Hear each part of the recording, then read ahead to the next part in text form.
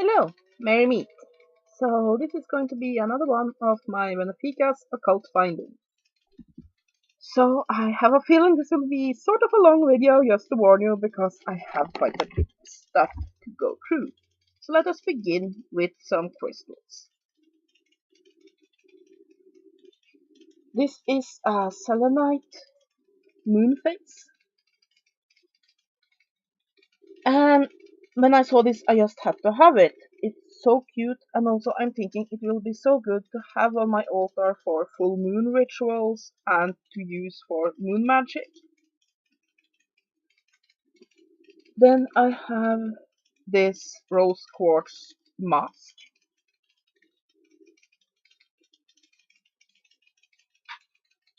and I have this gold sandstone pyramid. No, this is actually not a stone. This is a very popular one that you will see in a lot of New Age stores and so on. But this material here is actually synthetic. It does, however, have quite nice healing properties. And then I have a red jasper pyramid.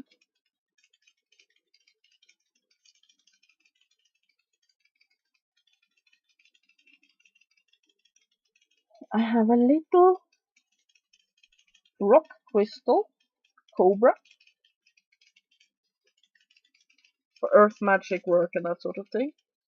And I just fell in love with this one.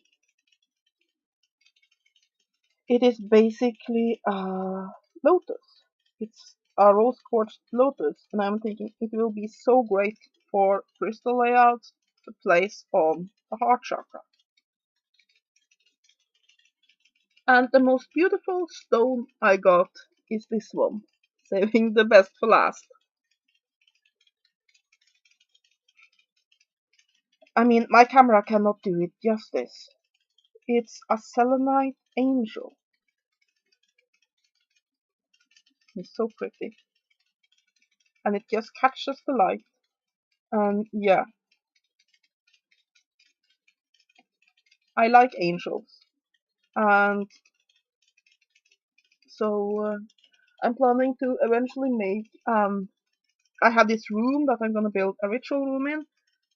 And I want to have an angel altar there. And that's one's definitely going on it.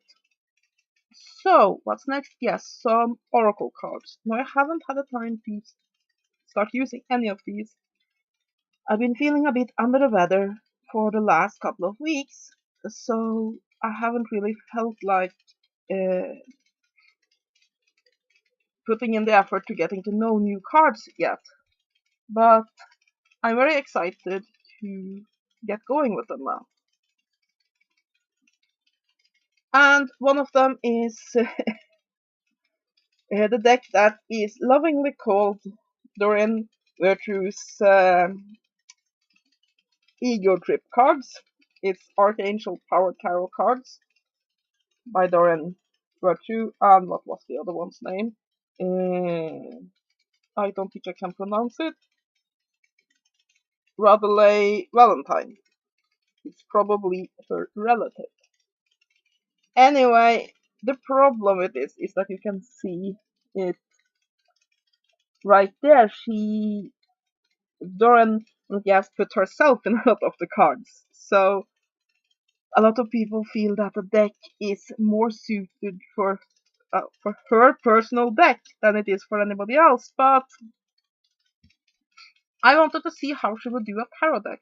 I have several oracle decks from her, but not an actual tarot deck. So I wanted to see how she would do that, and it was pretty cheap because it's gotten very cheap reviews. So I was thinking I'll try this one out.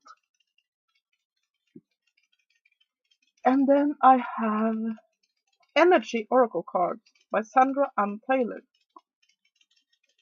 This is supposed to be particular for those that do energy work and such things, and I'm very interested in that, so I just couldn't pass these up. And I have Talking to Heaven, mediumship cards by Doreen Virtue and uh, James 1-5. So I'm not sure how these will work, but they seem very interesting. And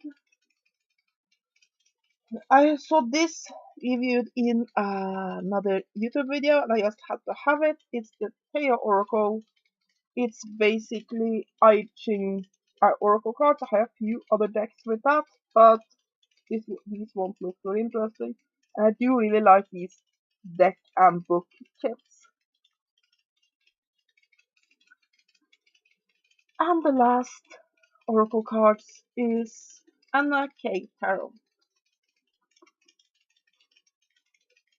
Yeah, saw it on, I think it was Llewellyn's webpage. Let me see, yeah, it's Llewellyn. And I just like the general pictures of them. So while I don't know anything about this deck whatsoever, I thought I would take a chance on it. Just the image. It's just the kind of imagery I like. One of the kinds of imagery I like. Let's adjust the camera a little bit. So let's take some books, because I sort of overdid it when it came to books. One is Encounters with Flying Humanoids by Ken Gerhard, and it is published by Llewellyn. I think it's very interesting, all the different kinds of humanoids with wings that are around in various forms of mythology and that people see, all from angels to the Mothman. So I thought that would be an interesting book to read. And then we have Playing with the Devil by Marcus F. Griffin, also by Llewellyn, and it's basically supposed to be a true story thing about a rock band who makes a deal with an evil entity. I don't know if it's a true story or not. In either case, it will be an interesting read. And The Ghosts of Chicago, the Windy City's Most Famous Haunts by Adam Seltzer, and it's also by Llewellyn. I really like books about ghosts and paranormal phenomena. And I also have a fascination with the city of Chicago because I play World of Darkness, and Chicago is a huge city within the Vampire the Masquerade setting. So I have been playing, basically GMing and playing and reading up on the city and trying to get an idea how it looks and so on, so I can play better. So I really feel a connection to that city. So when I heard about ghosts in Chicago, I'm thinking I will A, get ghost stories, B, learn more about Chicago, and C, perhaps get some ideas for my games. And then I have gotten Reiki Hand Position, a full color pictorial by Jeffrey M. Donovan, and who published this? Divinity Guided Publishing. It's basically a book with, as you can see here, hand positions.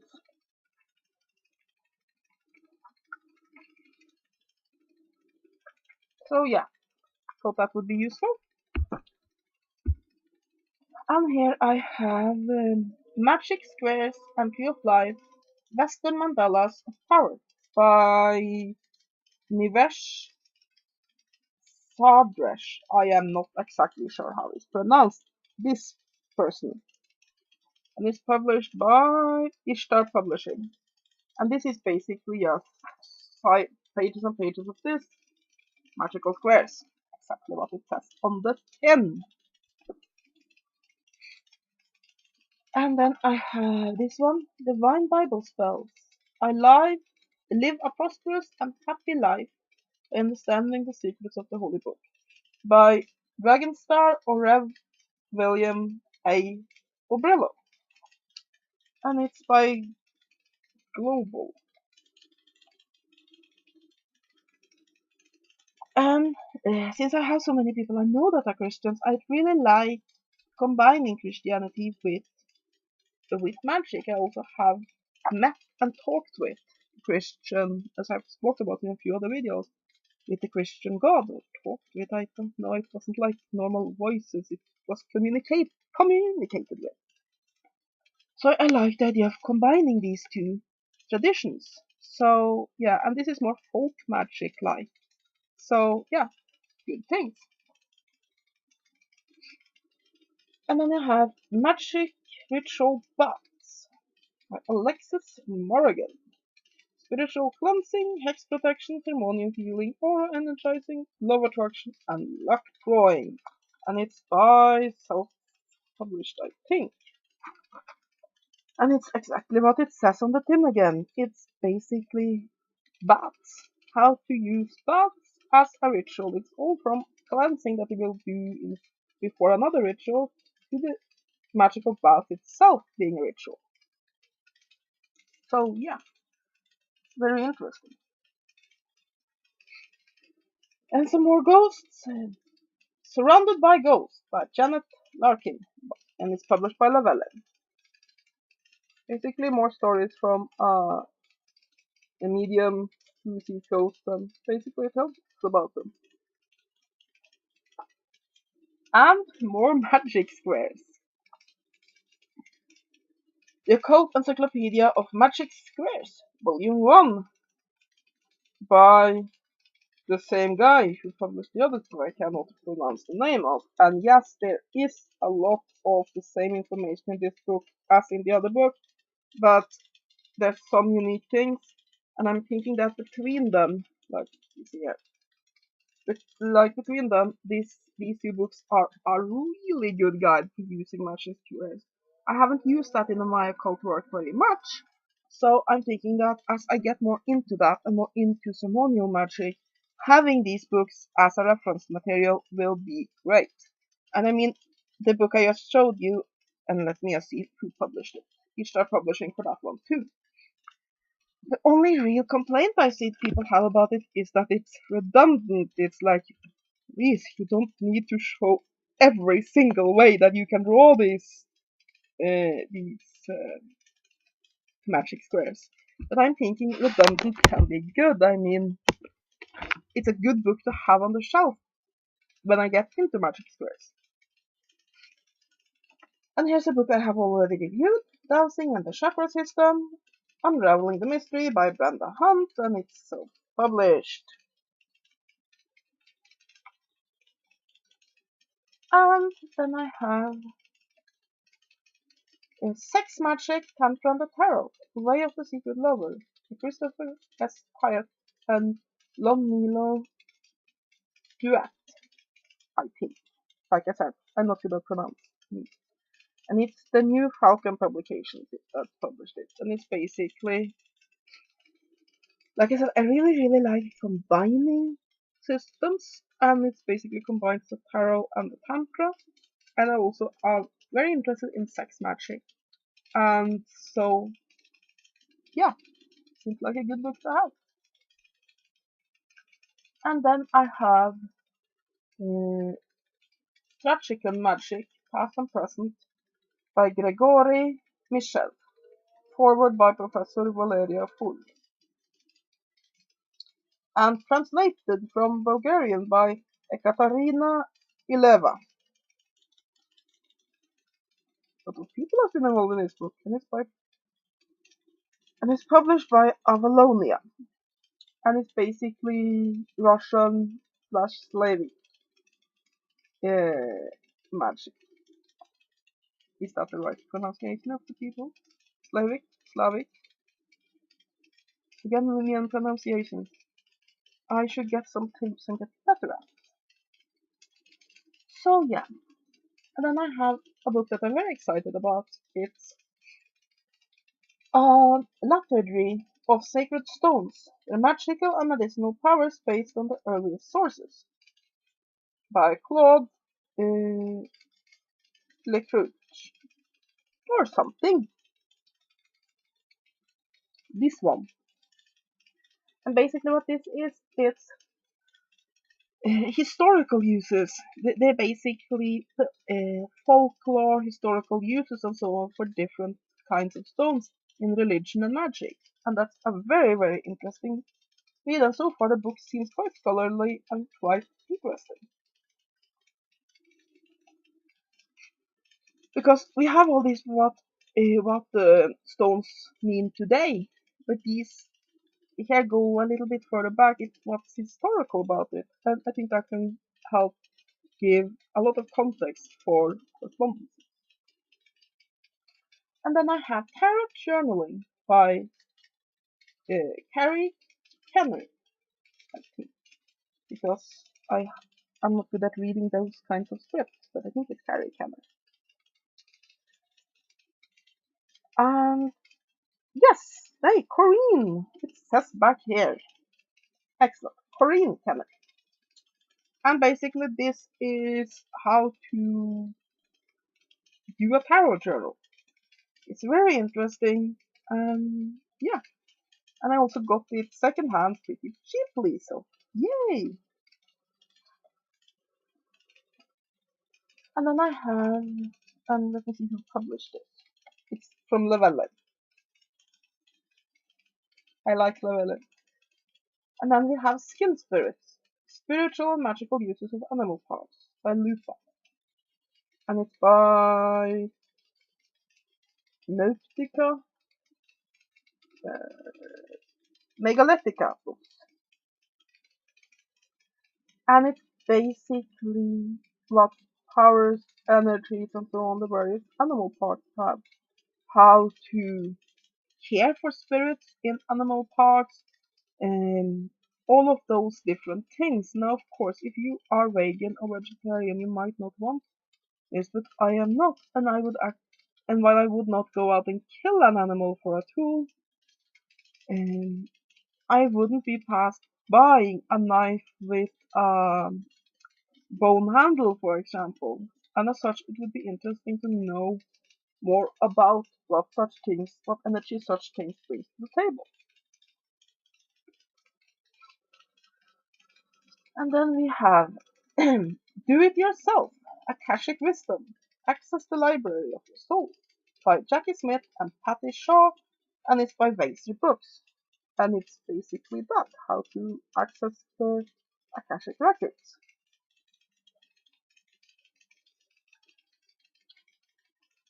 And then I have The Old Magic of Christmas, Yuletide Traditions for the Darkest Days of the Year by Linda Redisha, I think that's her name. And it's published by Llewellyn. And it's basically, yeah, various ones of tradition, folklore, and all of that based around you.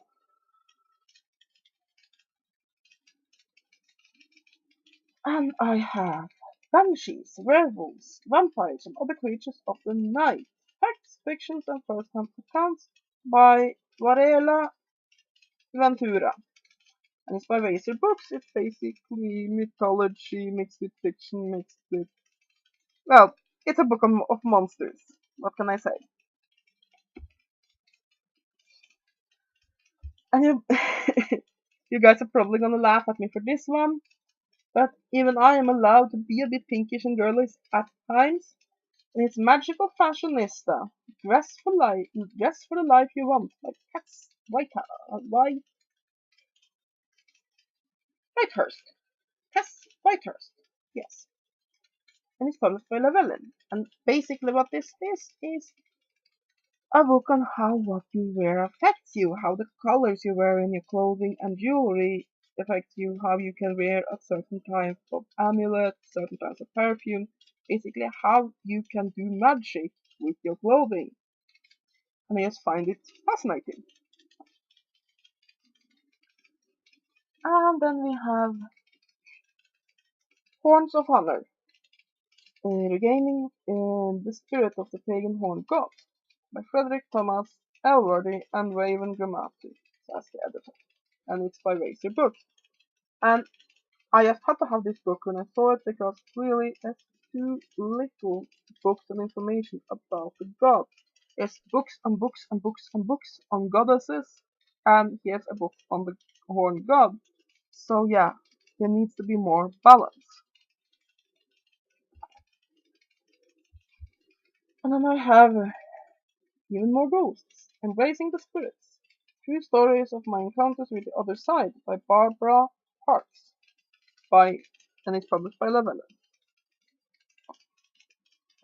And the last book is Self-Healing with Reiki by Penelope Quest, and it's published by Teacher Penguin. Like I said, I really like Reiki. I am an energist, and I really love working with energy, so yeah. And yeah, then let me move on to pendulums, and I've really gone off the deep end with pendulums this month, so yeah, please bear with me.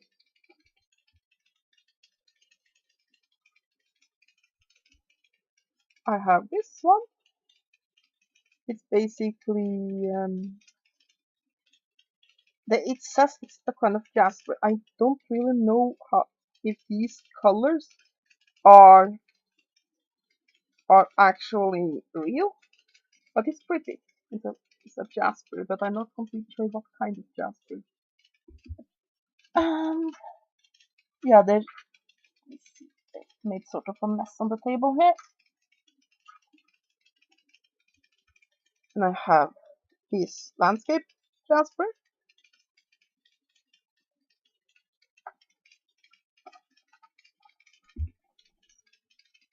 And oh, come on, you want to get off of there?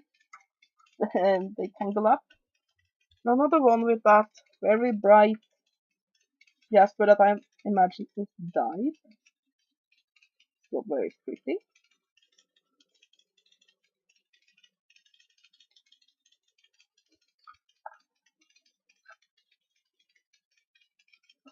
And I have, oh come on, untangle. Yes, I'll take another one first. Just to see if we can get that. Get some more order on the table. We are. A simple tiger eye pendulum. I really like the top of this one. I don't like that it doesn't have any more but little hoop at the end. And for the other ones, the three other ones similar to this one had that hoop, while this one has a little bead. Okay, okay. Next.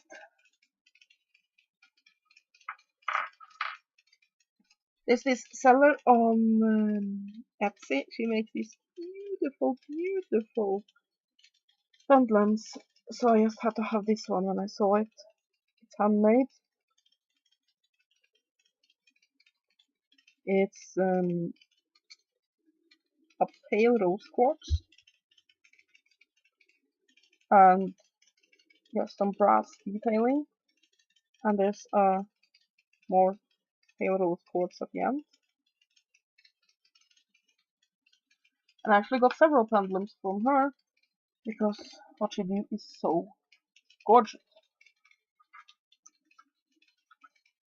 Oh, come on, you know you want to.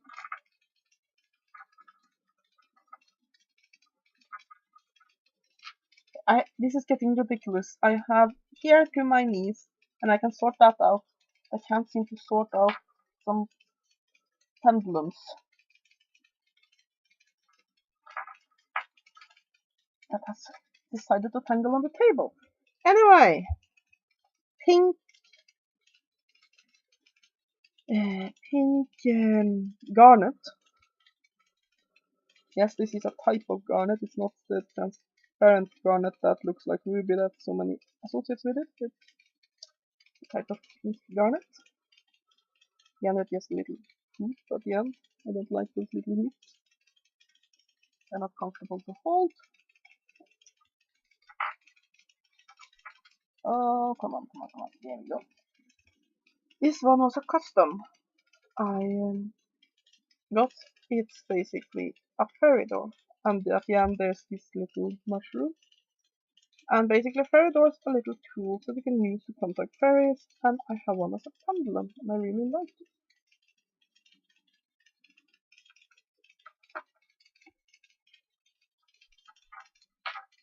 Come on, come on, come on, come on, come on. And some more jasper.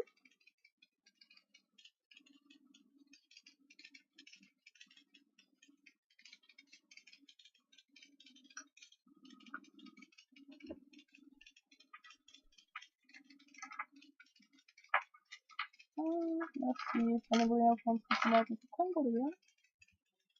This is from the same seller I spoke of on Etsy. I can put her name in the description box if you want. And look at this. It just has danglies everywhere. And it is flowers that she has basically dipped in some sort of resin to make them hard. She has a little bottle. Top of it is a fairy and another glass leaf, black glass leaf to hold it by. The pendulums are amazing, I just have to tell you. Here's another one from her. I just fell in love with this. Look, it's a little glass froggy that sits on a petal, and there's these brass beads, and then you hold it by a pumpkin. That's adorable. And come on.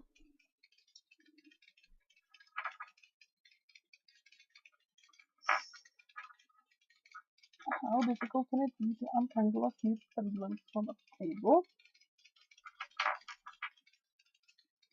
You have to bring them over here so I can see what I'm doing. I think I see the problem that one of them has actually got it into the detailing of the other. So, technical difficulties over.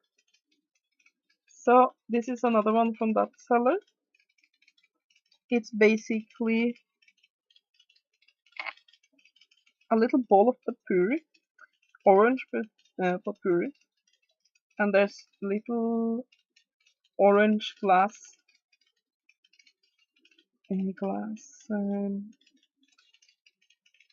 beads that you hold it by. The only thing I don't like about this one is it's extremely pretty, but holding it by 3 loose beads can be a bit uncomfortable. And that there's the one that seems to have tangled up and everything. Sorry for the messing around with these. I have put them nicely and orderly before I started the video, but obviously this one is one of the prettiest pendulums I've ever seen. Let's have a look at this. And yeah, the thing you see in there is, I don't think the camera will pick it up, but it's basically a wing. It's a bug's wing, and no, she has not pulled the wings of a bug. She has gone around the garden and found dead bugs and used those that she has made hardened with resin. Put in this bottle. There's little pearls and such in there. It's only this, and then you can see the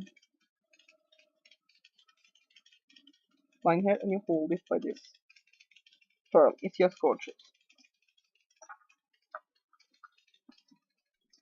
And some more cheapy pendulums. I have this Yat. Was it obsidian? Actually, it was. No, it was Yat. Pendulum. With this little ball. I really like these because they cost a few dollars a piece, and I'm trying to get all sorts of these different stones so that I can just douse it whatever stone fits my question the best. And when they cost from $2 to $5 a pop, I can afford collecting them up. And then we have another jasper one.